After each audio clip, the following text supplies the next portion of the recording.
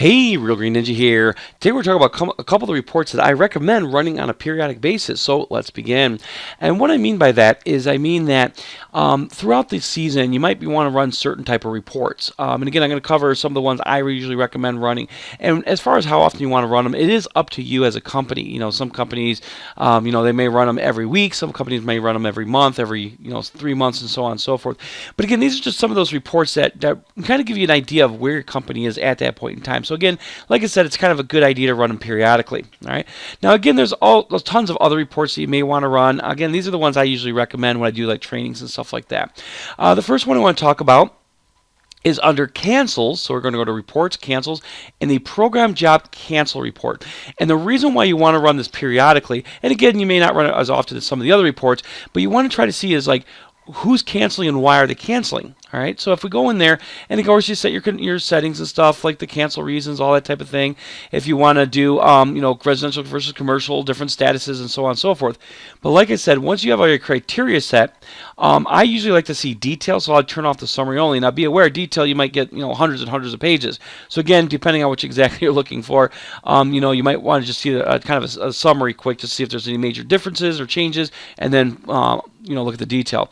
But like I said, pretty much you pull up the report and it would look something like this, at least the way I have it configured, and it's going to show you who canceled within the time frame and then what the reason was. And the reason why you run around this periodically is because you want to make sure that you don't have a whole bunch of customers all of a sudden starting to cancel because maybe they're not happy with the technician, maybe they suddenly got really picky about their lawns or something, or maybe something going on with the chemical mix.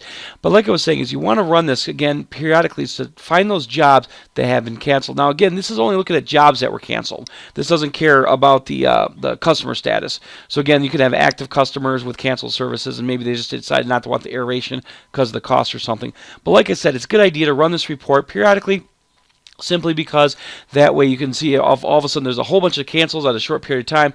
You can get down to the nitty-gritty and find out why that's going on. All right.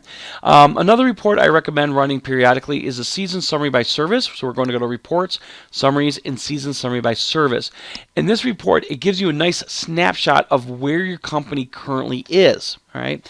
So again, as with a lot of reports, there's criteria. You can look at different services and programs and so on and so forth. And then you can also look gross amount versus net amount. For those that don't know, gross amount is the total price and stuff before discounts and taxes and stuff like that. Net amount would be the prices after taxes and discounts and stuff. All right. Now you can also decide, do you want to do it whether or not the services are marked as auto renew on the customer's job screen, services that default to auto renew in the service parameters, or all service. I don't care whether or not that auto renew checkbox is checkmarked. Again, it's personal preference on your end, what you want to look at.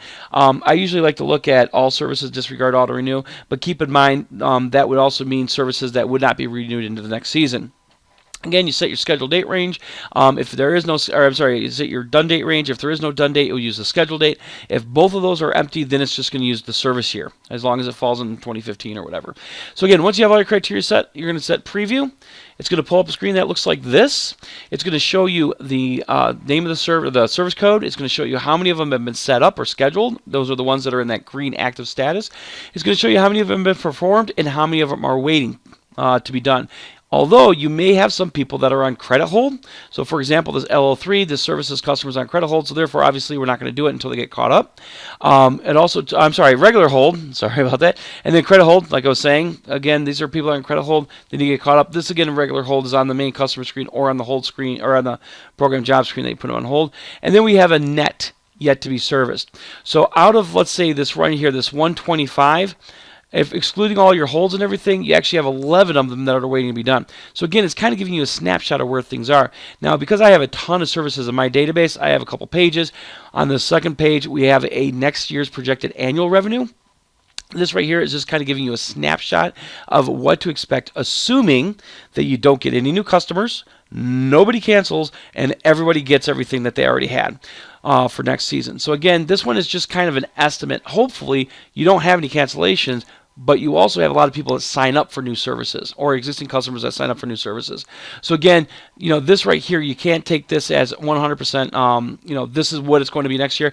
But again, it gives you kind of an idea, because maybe you might push to get those customers renewed on those services like grow control and stuff, or aerations and stuff. Again, it's going to tell you services that are set to the K-skip code, if you use like skip after dates or manually set them, as well as all other services they have that are skipped but don't have this K-skip code. All right.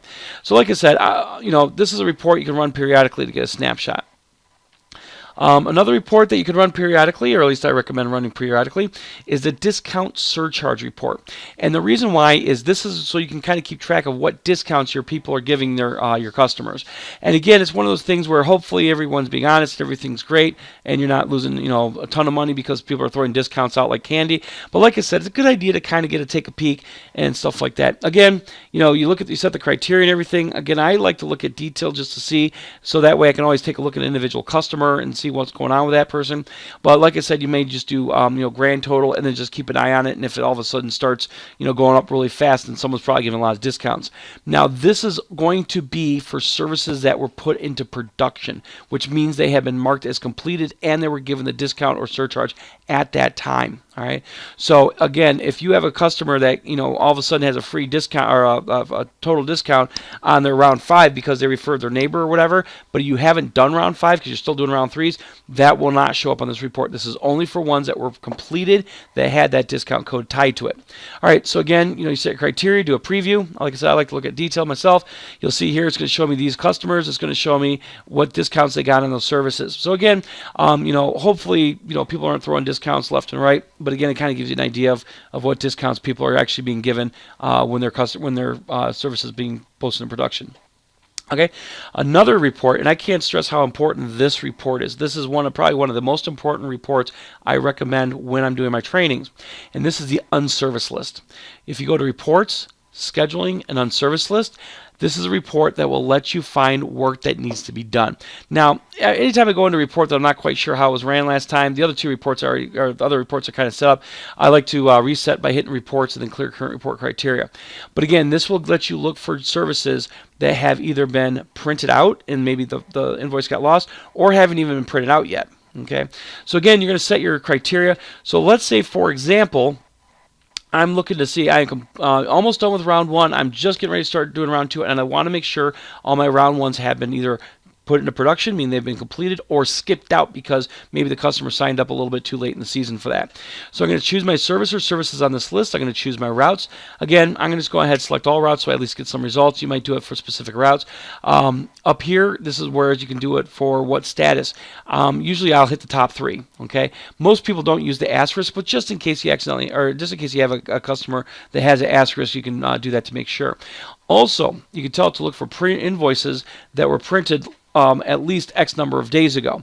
So for example, if you know that you've printed a couple invoices yesterday and the day before, you might say, well, okay, I'm not worried about those. I know I need to do those ones. So the invoice, if it's a $sign, would have to be over 3 days ago. Again, this could be maybe an invoice got lost in the mix or something like that.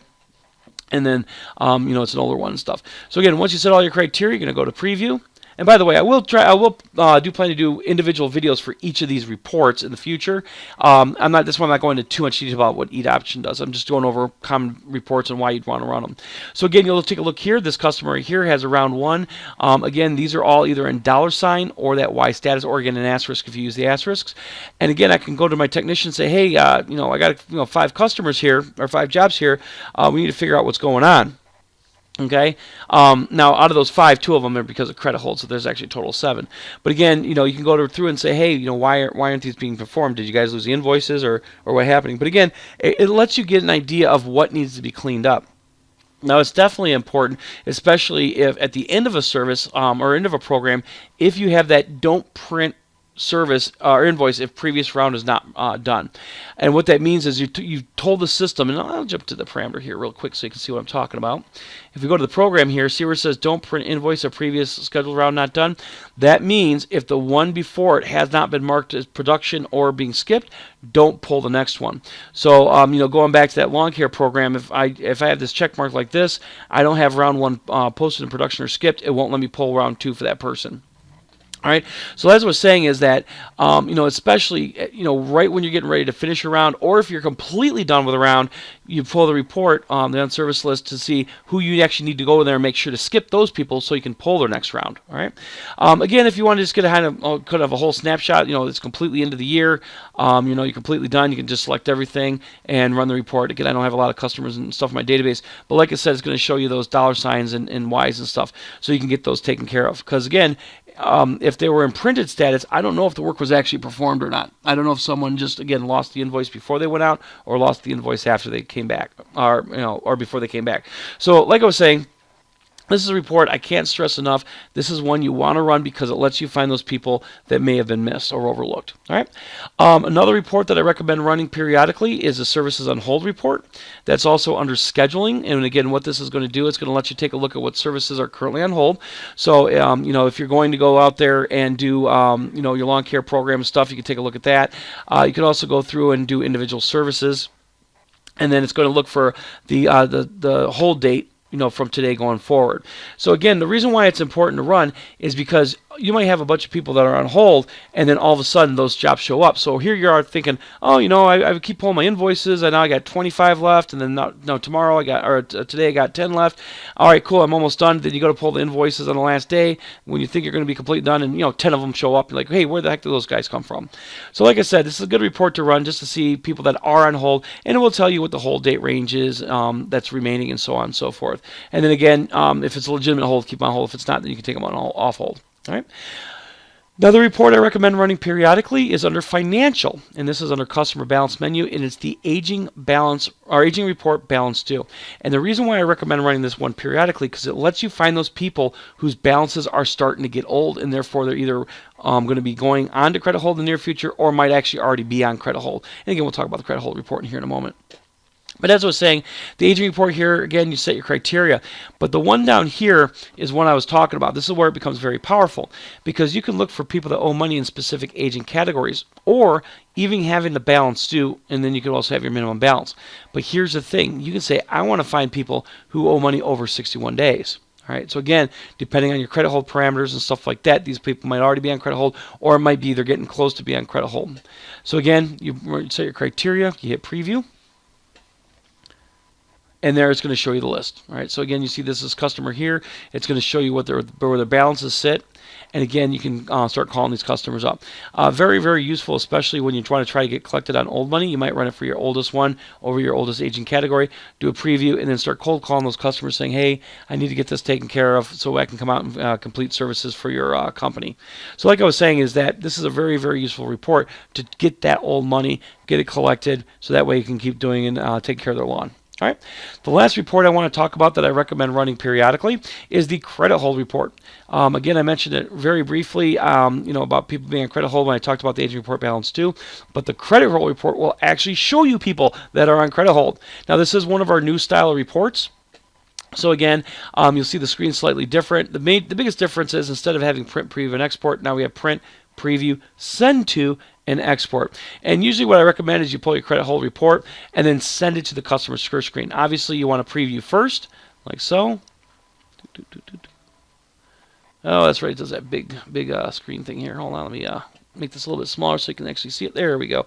So again, these are people that are currently on credit hold in my system. And more than likely, it's because they exceeded my credit hold limit or they exceeded their credit limit on the account themselves. This is also a good report to run to see who has what credit limits.